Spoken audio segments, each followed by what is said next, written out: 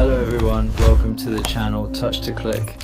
In this video I will show you how to switch Instagram accounts on PC quickly and easily. Now let's get started. Step 1.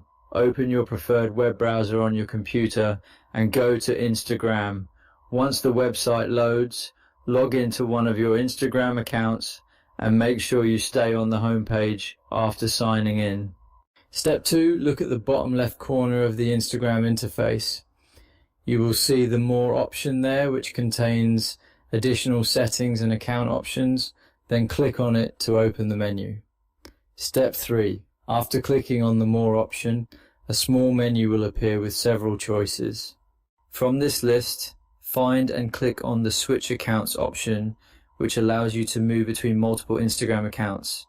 Step 4. Once the Switch Account page appears, you will need to enter the username and password of the other Instagram account that you want to access.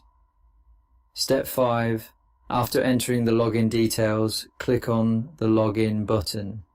Instagram will then open the selected account, allowing you to switch and manage your other Instagram profile on your PC.